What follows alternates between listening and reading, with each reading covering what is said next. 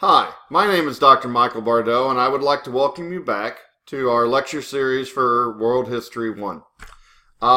We're now picking up after our last lecture, which was after the fall of Rome. And just to kind of give a brief recap, when we talked about the fall of Rome, we talked about the creation of several Germanic kingdoms in terms of the political states that kind of survived and took over after the fall of Rome.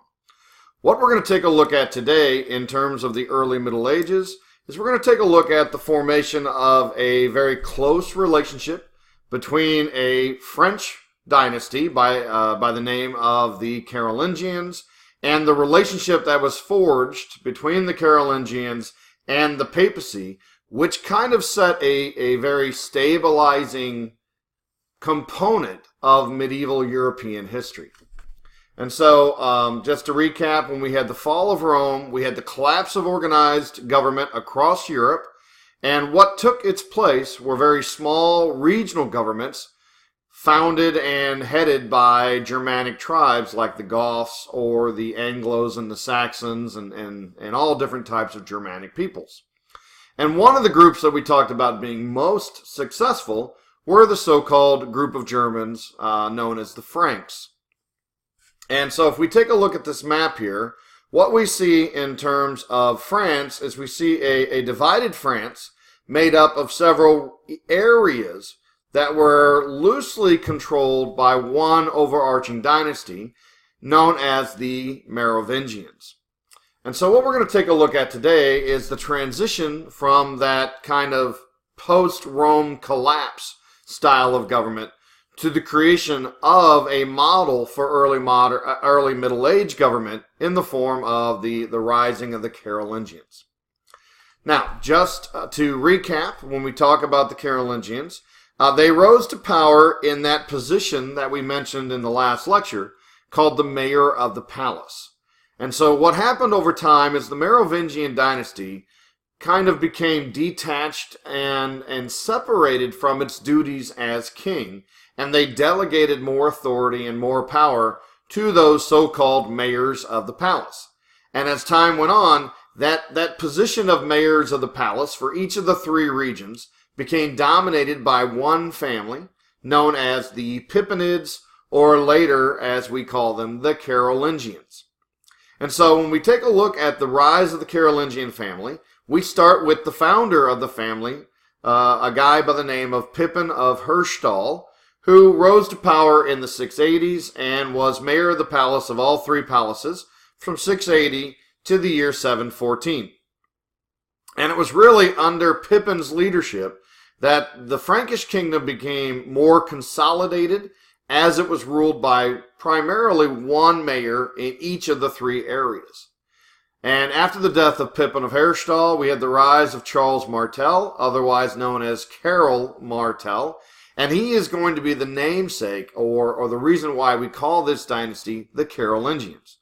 Charles the Hammer, otherwise, originally known as Charles Martel, was he was a illegitimate son of Pippin of Herstal, who had kind of grown up on the fringe of power, had kind of risen to the ranks, and was very talented and skilled at manipulation and diplomacy, and wound up taking control of the family and becoming Pippin of Herstal's heir to all of that centralizing power that Pippin had began as mayor of the palace.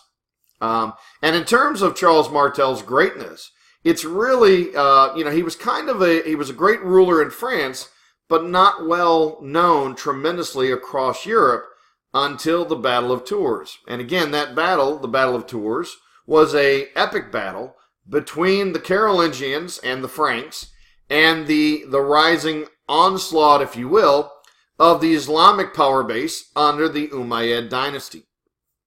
And so basically what happened in terms of this expansion is the Muslim expansion had been kept in check primarily by the location of the city of Constantinople. Islam and the Muslims dynasty could not expand around Constantinople because they were always in fear of being caught between their enemies on the European side and then having the great city walls of Constantinople to be kind of an area where they could be squeezed and kind of crushed. And so the Muslim Empire took a very long, kind of roundabout way to attack Europe. And that way went across northern Egypt and northern Africa into Spain. And it's really at the Battle of Tours where that invasion of the Muslim forces under the Umayyads really came to a focal point. And Charles Martel and the Franks, through the use of their, quote, heavy cavalry, they were able to turn back the Muslim advance, and as a result, Charles Martel, who was a fairly, unknown personality in terms of the medieval world, he suddenly was catapulted to being the defender of Christendom, and took the idea, or took the role of the protector of Christendom and the savior of Christendom from the Muslim advance. And from that point forward, from 732 until Charles Martel's death in 741, basically the Carolingian Empire became established as one of the dominant political forces in the European world. And that would only continue throughout the reign of Charles Martel's son, a guy by the name of Pippin the Short. And it's really under Charles Martel, who ruled the Merovingian kingdom in his own name for a number of years. He blocked the actual succession of the Merovingian king for a period of time.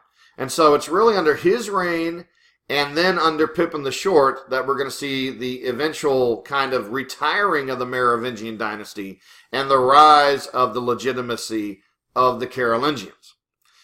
And how that occurred has a very strong tie with what was going on in terms of the church leadership, in terms of the popes. And so basically what happened is Pippin the Short became mayor of the palace in 741, and he ruled as mayor of the palace under the Merovingian king for about a decade. And at that point, an opportunity presented itself whereby the papacy was in need of military support. The Lombards, a later wave of Germans, had invaded Italy, and they had threatened the papacy.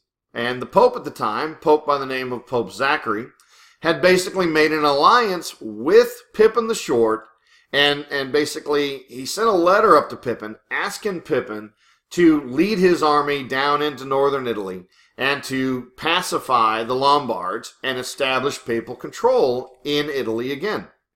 And in doing so, Pippin responded with a question. He said, I could do that, but the problem is, I don't know if I should because I'm not the king. And then he posed a larger question as to what was the church's interpretation of God's will when it came to kingship. He said, what is God, what is the nature of authority when a person wields all the authority but does not have the title of king, and a king wields no authority but has the royal succession? And the response that came back from Pope Zachary was that the person who has the authority should wear the crown. And in response to that, Pippin basically retired the Merovingian king, and through the help and support of the papacy, was crowned king of the Franks. He then led his army down into Italy, established papal control of northern Italy and central Italy, and then in a so-called coronation, or the donation of Pippin, in 754, he went ahead and created a government and created a state that we call the Papal States, which had the Pope as the king. And in terms of kind of a quid pro quo, or a kind of payback for this action, Pippin was crowned king of the Franks by the papacy in 751. That's why you have the date of 751 to 768 for Pippin's reign dates. And Pippin then established the Carolingian dynasty as the kings of France, and that dynasty would last from 751, depending on different parts of the empire, until the 900s. Now, after the death of Pippin, we then had a massive period of expansion under Pippin's successor. And just since we have a map here, I'll kind of identify what's going on. Here we have the Kingdom of France as it was prior to the death of Pippin and at the death of Pippin, and then over the time of Pippin's successor, a guy by the name of Charles the Great, otherwise known in French as Charlemagne, or in Latin, Carol Magnus. The empire of the Franks was vastly expanded to incorporate all of basically Central Europe. In case you're wondering, this little light pink area down here is that so-called donation of Pippin, which established what are called the Papal States. In case you're wondering here, just to kind of set up what else is going on, over here in the dark green is the dynasty of the Umayyads, and this is what they ruled for a good portion of the Middle Ages. And this area here that's both red and green represented an area known as the Spanish Marches, which was kind of a neutral zone between Christians and Muslims. And in case a lot of cultural and intellectual sharing was taking place between the Christian world and the Muslim world in this particular area. So now, when we talk about Charlemagne in terms of Pippin the Great, or Pippin the Short's successor, Charles the Great was a man of many talents, as well as being extremely dynamic. And I'm a little bit out of my dialogue box there, I do apologize. Extremely dynamic in terms of ruling France. He took power in 768, and he ruled France from 768 until 814. In terms of the points on the slide, his character was one of great energy. He was known for being extremely energetic and extremely militaristically sound in terms of his ability. And that can be seen by the many conquests and the expansion that took place. As we talked about, he expanded control of France and into northern Italy. He also expanded control of Eastern Europe in conquering such peoples, some non-Christians, as the Avars and the Saxons in the area that we traditionally call Germany today. Now, the way that they did this, and I want to highlight this technological innovation of the French, is that they created something called the stirrup. And if you're unfamiliar with riding a horse, the stirrup is that piece of a saddle at the bottom where one sticks their feet. And that was tremendously important for the so-called heavy cavalry that the French used. And what we mean by that is pretty simple. What technological innovation that took place under the Franks was a movement away from the traditional ancient warfare method of using light cavalry, which mean horsemen with light leather armor who engage only in battles in terms of scouting or in terms of firing projectile weapons, whether they be handheld spears or bows and arrows.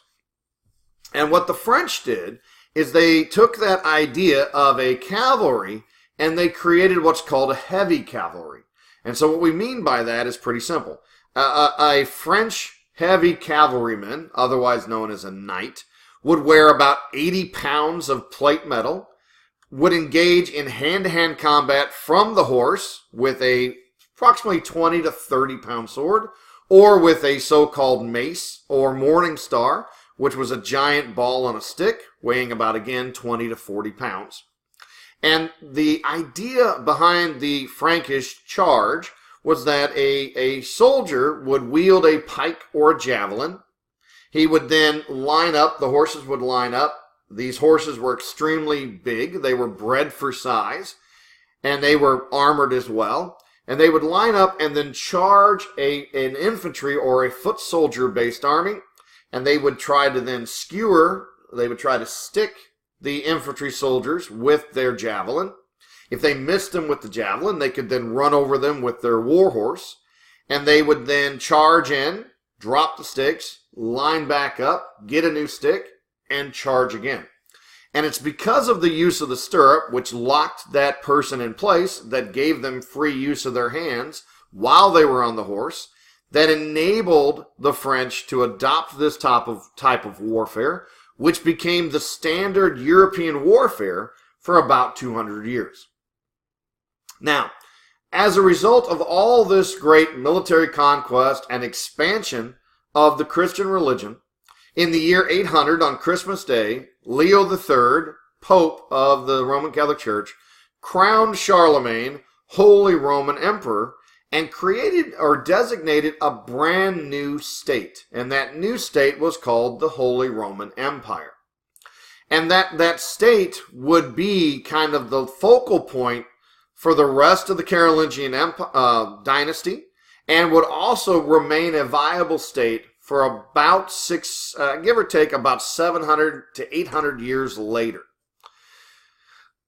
Just to kind of finish the book on Charlemagne, even though he was not known for being literate or being extremely engaged by book learning, what Charlemagne did do which was also extremely important for European history, is he started a period called the Carolingian Renaissance. And first and foremost, the importance of this was the preservation of books. Now, if you know anything about how medieval books were made, they were extremely expensive. They were made out of animal skin. Each page was made out of animal skin. In terms of a ballpark value, a book of the medieval period today would be about $20,000 to $40,000. But the problem with animal skin books is that they just over time break down and fall apart. And that was beginning to happen. You know, the last kind of animal skin books that were made on a large scale were during the Roman Empire, which fell in 476.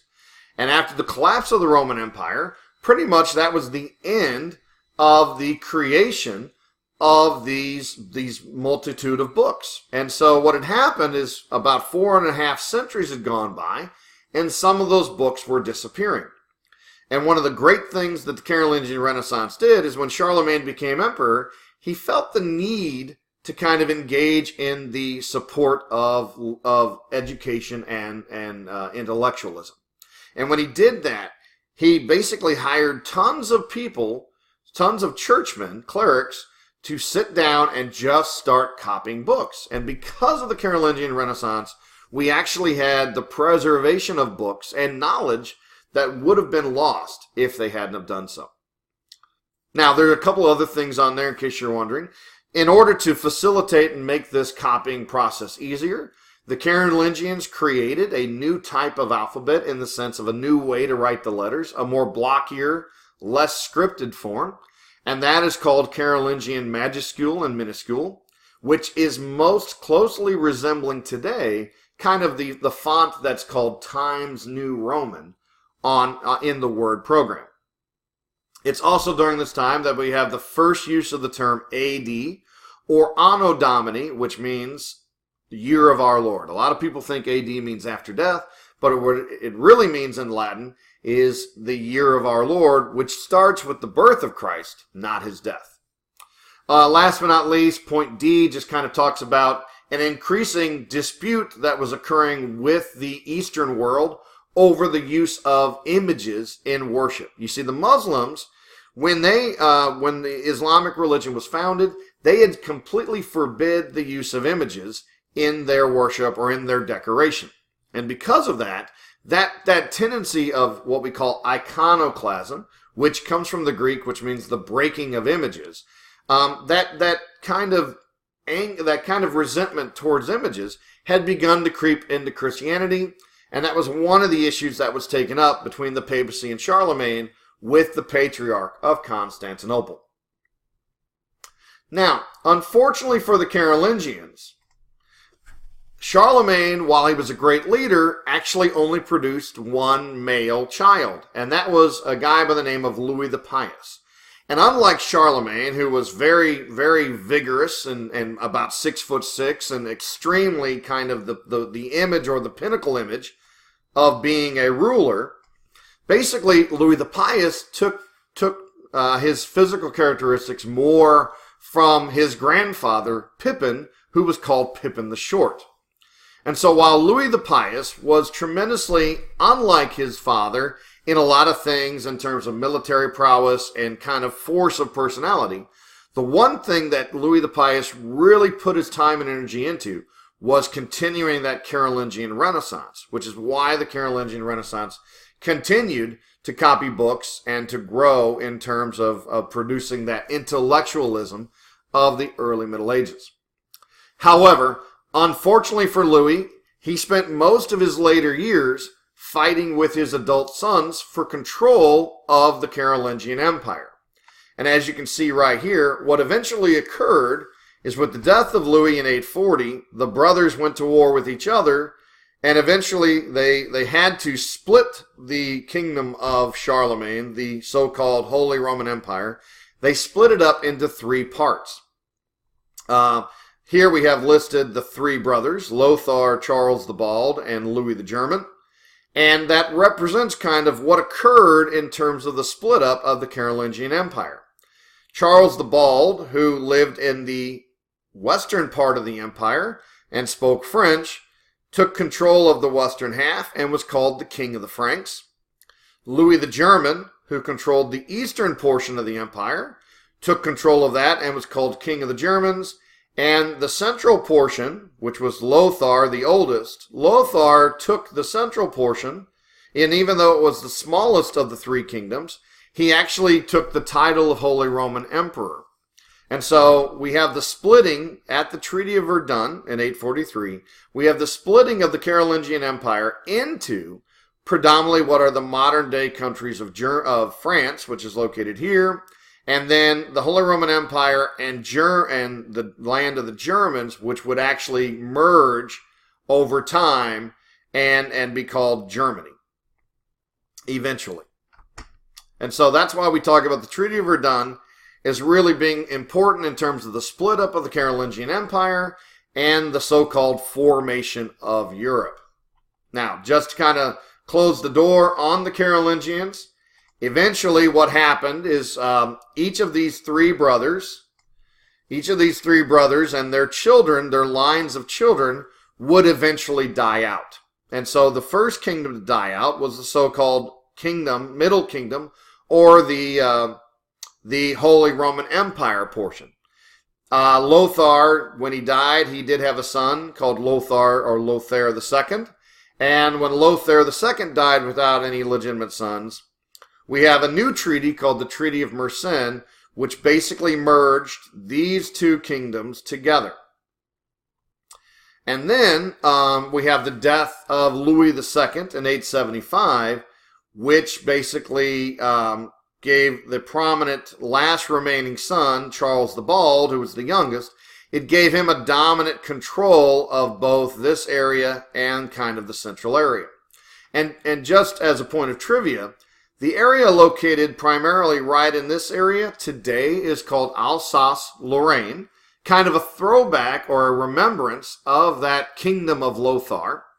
And in terms of what languages spoke there, it's both French and German, and it has been part of France and Germany, flip-flopping back and forth for over 1,000 years. And so this area, which was first contested at the breakup of the Carolingian dynasties, is still contested in a small part today, or as recently as the 1940s, because of France and Germany both claiming it as part of their ancestral kingdom. Now, with the elimination of the Middle Kingdom, we were now left with primarily two groups left. We have the Eastern Carolingians, which were led by, the Louis, in terms of Louis, King of Germany. And they lasted, after the death of Lothar II, they lasted about another 41 years, until their last child, Louis the Child as he was called, died in 911 and created a problem for the Germans, because the Germans had taken the title of Holy Roman Empire, and they now had a problem with how they would choose their next ruler. And what they established then in 911, which we call the Crisis of 9/11, not to be confused with the modern term 9/11, of course, and the bombing of the Twin Towers. The Crisis of 9/11, in terms of medieval history, refers to this decision by the lords and counts of the Holy Roman Empire to establish an election process by which every time an emperor died, the 7 usually 7, sometimes as many as 9 of the major lords, 2 of which were bishops, had to basically come together and elect a new emperor. And because of this kind of crisis and election process that was created, the Holy Roman Empire would continuously kind of break down in terms of having a stationary and stable succession of leadership, which would cause lots of problems down the road, which we'll talk about when we talk about the so-called our lecture on the papal monarchy and other issues. In case you're wondering, in 936, Otto I became emperor, and the reason why he's on the outline is he established a new strategy that all the remaining emperors after him would follow, which was trying to control the bishops of the Holy Roman Empire and use them for support against the other dukes and the other counts to kind of control that election process. You know, he was instrumental in the Battle of Lechfeld. He led the Germans against a group of invading non-Christians.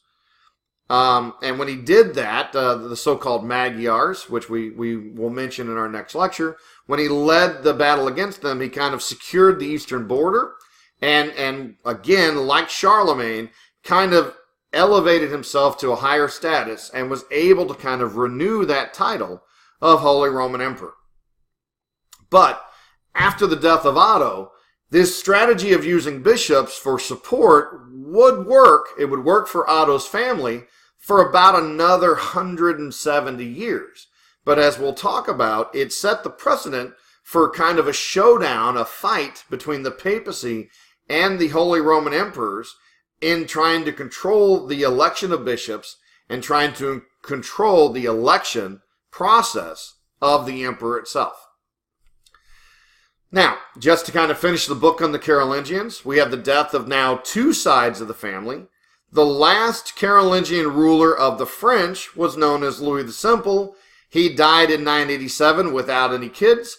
And once again, we have a crisis in 987, this time in France, trying to decide what to do with the monarchy of France. Now, unlike the Germans, and the French had the benefit of seeing this election process, which was established in 9/11, they had the benefit of seeing that election process and seeing how it created instability. The French basically got together in 987 for an election, but they argued that they would only do an election once when all of the remaining heirs had died out. Instead of doing an election every time the emperor or the king died, they would do an election once. They would establish a dynasty. And if that dynasty eventually ran out of heirs, ran out of male heirs, they would then have another election and establish another dynasty and then wait for that dynasty to end up again. So rather than having an election every time, they would have an election only when there were no more heirs. And so that's the main difference between the two kingdoms, the Holy Roman Empire and the French. This decision by the French nobles was extremely more stable and resulted in less problems in the future. And so in 987, in 987, the French elected their king. However, they chose the weakest count among them. They actually chose someone who was extremely weak so that that king would not be able to kind of control or impress upon the other dukes and counts things they didn't want. The person they chose was a guy by the name of Hugh Capet. He was related to the Carolingian family by blood, but he was, at this point, as I mentioned, extremely weak. And they thought that the counts thought that by picking this person, they would wind up kind of setting up a dynasty that would remain weak and allow them the freedom and opportunity to kind of do what they want. However, the one thing that they didn't know, they couldn't know, is that when they chose Hugh Capet and established what we call the Capetian dynasty, that dynasty, through both its main line and then 2 off lines, all related, all heirs, that dynasty would last from 987 until basically 1848. It would last almost 1,000 years. And it would, in fact, outlast all of the other major families that had basically elected it. And in doing so, they were able to consolidate and focus on consolidating their power for almost a millennia. And that focus and that attempt to consolidate that power, it took about 800 years, but it would ultimately reach its greatest height in the reign of Louis XIV. If you have taken World Civ II or take World Civ II, that name will become very familiar because he reigned from 640 until 1715 and is basically considered to be one of the greatest and most powerful rulers in European history. And all that the seed for that reign started almost 1,000 years earlier with the election of Hugh Capet, who was very weak, but it took a few centuries for that dynasty to get rolling and for the Capetians to get some power. But they would continually grow in power and basically reach to be one of the most powerful medieval dynasties, and then ultimately become the most powerful dynasty in Europe in the 1700s. Now, there's still other parts of this lecture I'm going to go ahead and leave alone, because we could talk about the Anglo-Saxon kingdoms of England and all of that material. But it's important to note that basically that's more of just kind of that continuation of the Germanic regional kingdoms that kind of took over after the fall of Rome. It's really not until the year 1066 when the English basically are conquered by a Norman/French count by the name of William the Bastard, or William the Conqueror, that England becomes consolidated and kind of joins the European world and becomes part of the European world in a more significant and concrete way. So, I hope this wasn't too confusing. I know it went a little bit on the long side. I appreciate your patience. Thank you again for listening to the lecture. If you have any questions, obviously, by all means, send me emails and let me know. I hope this has been informative. Thank you again for listening, and I look forward to speaking to you in our next lecture. Bye.